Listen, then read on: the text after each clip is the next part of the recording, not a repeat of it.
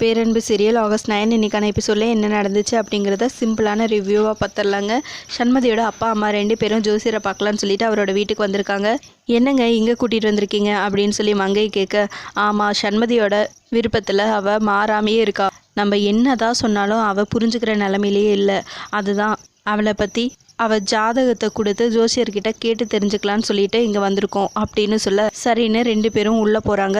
ஜோசியர், இது எங்கள் பொண்ணு சண்மதியோட ஜாதகம். இந்த ஜாதகத்துக்கு எப்போ கல்யாணம் ஆகும், எப்படி ஆகும் அப்படிங்கிறத கொஞ்சம் பார்த்து சொல்லுங்க அப்படின்னு சொல்லிட்டு ஜோசியர்கிட்ட கொடுக்க, அவரும் ஜாதகத்தையெல்லாம் பார்த்துட்டு, உங்கள் பொண்ணு விருப்பப்படி தான் இந்த கல்யாணம் நடக்கும். அவங்க யார் சொன்னாலும் கேட்க போகிறதில்ல. இந்நேரம் அவங்களுக்கான மாப்பிள்ளையை அவங்க தேர்ந்தெடுத்திருப்பாங்க அப்படின்னு ஜோசியர் சொல்லிட்டு, இன்னும் 10 நாளுக்குள்ளே உங்கள் பொண்ணு ஜாதகப்படி கல்யாணம் நடந்தாகணும். இல்லைனா அவங்க வாழ்நாள் முழுசுமே கல்யாணம் ஆகாமல் தான் இருக்க போகிறாங்க. அப்படிப்பட்ட ஜாதக அமைப்பை கொண்டது தான் உங்கள் பொண்ணோட ஜாதகம். கூடிய சீக்கிரம் அவங்க யாரையாச்சும் விரும்புகிறாங்களா என்ன ஏதுன்னு சொல்லி கல்யாணம் பண்ணி வைக்க பாருங்க.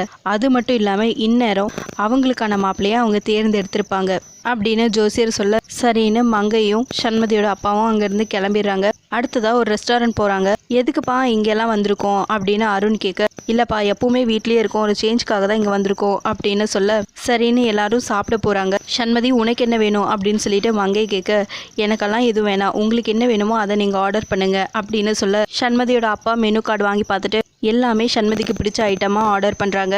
என்னப்பா எல்லாமே சண்மதிக்கு பிடிச்ச ஐட்டம்ஸாகவே ஆர்டர் பண்ணிட்டுருக்கீங்க அப்படின்னு சொல்லிட்டு அருண் கேட்க, ஆமாம் இனிமேல் சண்மதிக்கு பிடிச்சது தான் நம்ம எல்லாமே செய்ய போகிறோம். அது சாப்பாடாக இருந்தாலும் சரி, கல்யாணமாக இருந்தாலும் சரி அப்படின்னு சொல்ல, சண்மதி ரொம்பவே சந்தோஷப்பட்டு ஆனந்த கண்ணீர் வடித்து அவங்க அப்பாவை போய் அப்படியே ஹக் பண்ணிக்கிறாங்க.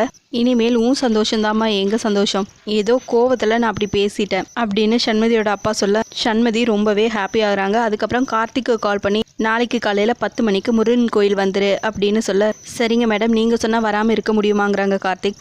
அடுத்த நாள் காலையில் எதுவுமே புரியாமல் ராஜிமா கோயிலுக்கு வராங்க.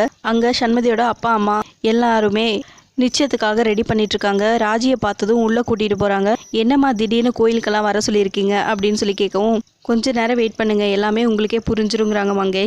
அடுத்ததாக கார்த்திக் வராங்க. கார்த்திகை சண்மதியோட அப்பா போய், வாங்க தம்பி, ஆரம்பத்தில் நான் உங்களை தப்பாக புரிஞ்சுக்கிட்டேன். நீங்கள் சண்மதியோட ஆஃபீஸில் வேலைக்கு சேர்ந்து ஒரு 2-3 மாதம் இருக்குமா, அந்த 2-3 மாதத்துலேயே சண்மதிக்கு உங்களை ரொம்ப பிடிச்சி போச்சு. சீக்கிரம் அவள் யார்கிட்டையும் மிங்கிள் ஆக மாட்டா.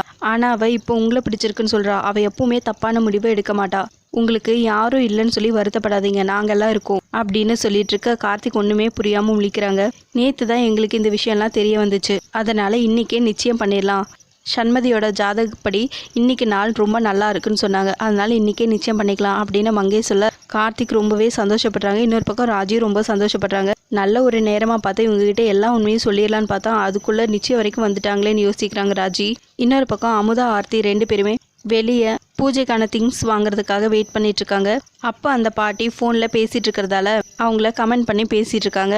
அந்த நேரம்னு பார்த்து சண்மதி ஃபுல்லாக அலங்காரம் பண்ணிட்டு வர, அதை பார்த்ததும் அமுதா, என்னடி இவ இவ்வளோ அலங்காரம் பண்ணிட்டு வராளே, என்ன விஷயமா இருக்கும் அப்படின்னு சொல்லிட்டு அமுதா யோசிச்சுட்டு ஆர்த்திகிட்ட சொல்லிட்டு இருக்க, கோவிலில் ஏதாவது ஃபங்க்ஷனாக இருக்குமாங்கிறாங்க ஆர்த்தி.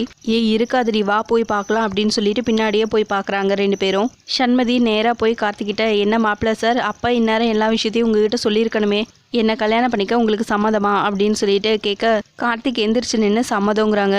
சண்மதியை பார்த்ததும் கார்த்திக் கண்ணுக்கும் ராஜி கண்ணுக்கும் வானதி ஞாபகத்துக்கு வராங்க. இன்னொரு சைடு இந்த ஃபங்க்ஷனை எப்படியாவது கெடுத்து விடணும்னு சொல்லிட்டு ஆர்த்தி அமுதா 2 பேரும் யோசிச்சுட்டு ஷாமை எப்படியாவது இங்கே வர வைக்கணும் அப்படின்னு சொல்லி பேசிட்டு இருக்க, ஆர்த்தி இதை விட இன்னும் நிறைய சூப்பரான சந்தர்ப்பங்கள் நம்மளுக்கு கிடைக்க போகுதுங்கிறாங்க அமுதா. இதோட எபிசோட் முடிச்சிருக்காங்க. உங்களுக்கு இந்த வீடியோ பிடிச்சிருந்தா லைக் பண்ணுங்கள், ஷேர் பண்ணுங்கள், கமெண்ட் பண்ணுங்கள், அப்படியே சப்ஸ்கிரைப் பண்ணுங்கள். தேங்க்யூ.